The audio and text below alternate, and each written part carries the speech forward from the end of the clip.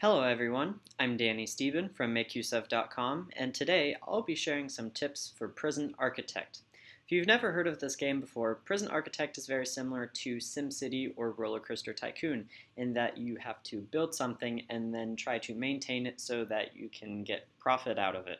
So in SimCity, you're building a city, and in Rollercoaster Tycoon, you're building an amusement park. So of course, in Prison Architect, you are building a prison. Now, as you can see, building a prison isn't as easy as throwing up some walls and then throwing a bunch of prisoners inside of those walls. You actually have to make sure that the prisoners' basic needs are taken care of. So as you can see, you have to build various cell blocks to make sure that they all have a bed and can sleep in them. You also have to make sure that you have a canteen and some showers right here and a laundry room and also a workshop and some classrooms there right here to make sure that the prisoners learn the skills that they need to then go work in the workshop and the canteen. So there's a lot more involved that you have to consider while building a prison, and that is the beauty of Prison Architect, and that there's so much that you can consider and have to balance out to make sure that you can make money, the prisoners are happy and don't riot and don't kill all of your guards.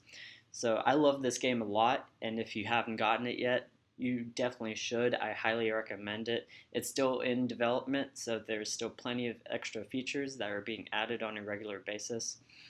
But even now, it is very playable and lots of fun. But for those people who do already have this game, let me share some tips with you so you can get the most out of this game.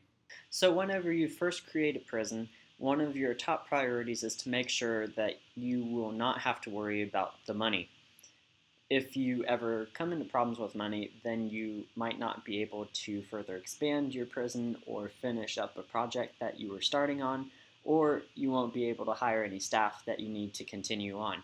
So, like I said, it's very important to make sure that you have your finances in order before you go through with any plans. So the first step is always to get more money.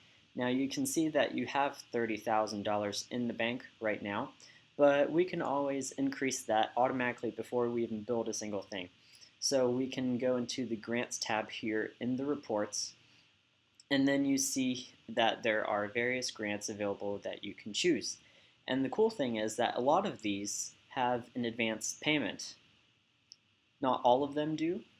Like this one, for example, only has a completion bonus, but all the other ones have an advance payment. So this means that they give you that much money right when you accept that grant, and then the rest you get whenever you complete the grant. So you can go through these grants and see what is already in line with your goals. So of course the first goal is to build a basic detention center because you're going to have to do that anyways when you're building your prison. So this is the obvious one to accept. So you just click on it and it's already accepted, and we received $20,000 in the bank. So now we already have more to work with. Now the next thing is to make sure that you're not using too much of it all at once. So it's very easy to pause the game, then go into planning, and then plan out your prison, just all of it at once, and then you might feel tempted to build too much at once, and that'll drain out your money really quickly, and then you can't finish that project that you were working on to build out your prison. So it's always best to start out small, just have a little corner, build that out, and you can have more planned out here, of course, if you wanted to, but just build at least just a portion of it, but not all of it, so that you can at least start making money off of the portion that you've built, so that your finances are more secure whenever you build the rest of it. And another great tip is to make sure that you plan for a storage room as soon as possible. So for example, in this planning right here, I have my storage room right here. This is actually still a little bit small for a storage room, and if you have bigger prisons, then you'll definitely want to make that room bigger. But a storage room is great because whenever you dismantle an item, instead of it being just completely thrown away, it'll be sent to the storage room to where it'll just sit there until you might need it again. This saves you money in the long run because then whenever you do need an item again that is already in the storage room, then it'll just take that item from the storage room and then you're all set to go. You will not have to buy a new item that will ultimately cost you money. So as you're playing, you might realize that although you have all of this room right here, on the other side of the road, there's this little sliver of land over here. And it's hard to think of what you could use it for because, yes, you can use it, but a lot of functions in a prison, such as a holding cell or a canteen or a shower, laundry room, whatever, things like that, they would be inappropriately placed if they were on the other side of the road. So the question becomes, what can you actually even put over there? Because since that area of land isn't really that much, you can't really do much with it to begin with. But as you can see, you could actually make a storage room over here, as well as any other room that doesn't have any major size requirements, such as a storage room. You can also see that you can easily place the power station and water pump station on this side of the road and have it work just fine. You could also potentially build walls around them, or in the case of the power station, build capacitors around it.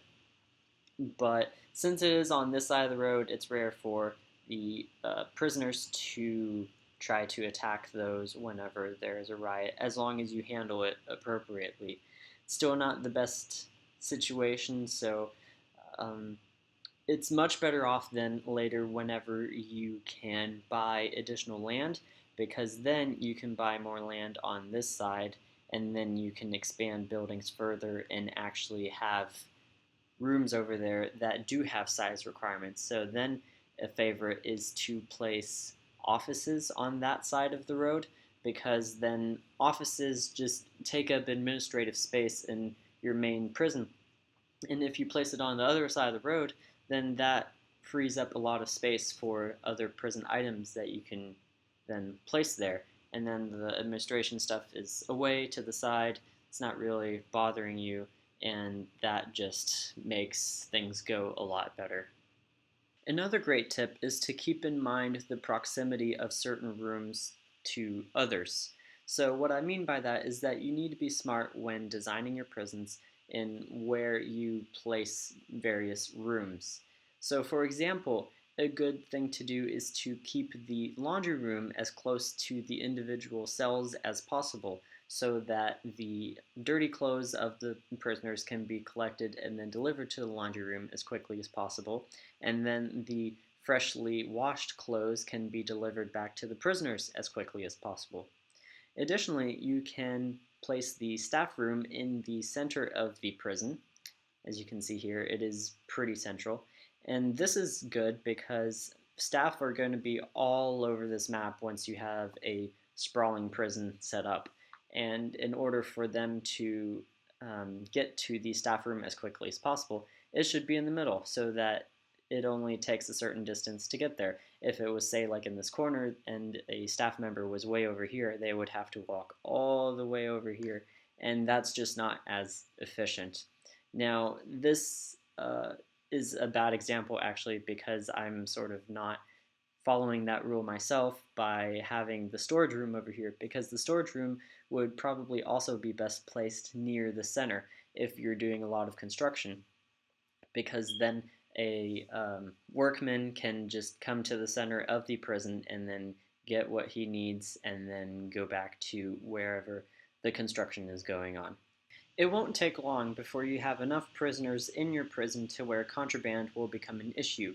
And staying on tabs of the contraband in your prison is important, because if you let the prisoners have as much contraband as they want, then it's a lot more likely for them to attack each other or to try to escape from your prison. So you could, of course, always search your prisoners on a regular basis, or a more efficient way would be to install metal detectors. Now, metal detectors aren't cheap. They cost $1,000 a piece and require a direct electrical connection, but they do make it a lot easier to find certain contraband. And they are pretty easy to install. All you need to do is make sure that you place them in key points. So right here, for example, is the entry into this whole prison block right here, which you could say just limit to minimum, medium, or maximum security prisoners if you want to segregate based on that. So this would be an entrance to this area, and then you can have prisoners be scanned as they are entering and as they are leaving. And then also you can place another one to where they're entering their cell block and leaving. And actually another good place as well would be right in front of the canteen, because this is where they tend to get their spoons, which is also contraband.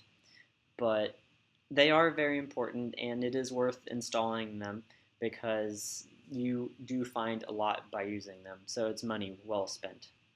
Lastly, it is possible to research multiple items at once. What you'll need to do is first hire the warden from the staff menu right here, and then choose warden and place him inside an office. And then you'll need to go over to bureaucracy and research finance, maintenance, security, and whatever other categories that you may want to have. So for this example, I chose finance, maintenance, and security. Once you've done that, you should be able to hire a chief, a foreman, and an accountant. And all of them need their own offices, but once you hire them, then you should be able to research more things. So now, since you have a warden, a security chief, an accountant, and a foreman, they can all do their own research. And I'll show you this by giving each one something to research. You can see the accountant is currently researching something, and it is working because the time is going down. The foreman is researching something, and it is working because the time is going down. The warden is researching something because the time is going down, so it's working. And the same thing for the chief. So they're all doing their own research, which means that you're currently researching 4 different things at once, and it is working. So they do not have to be researched one at a time in succession. And that's all I have for you today. Like I said, I absolutely love this game and would recommend it to anyone else who would be possibly interested in this. And since the game isn't completely finished yet, there's still plenty of other features that are going to be added sooner or later, and I can't wait to see what all of those are going to be. But like I said, if you're interested, go ahead and get the game. It's currently around $30, and I really don't think that you'll be disappointed. Don't forget to head over to MakeUseOf.com and have a great day.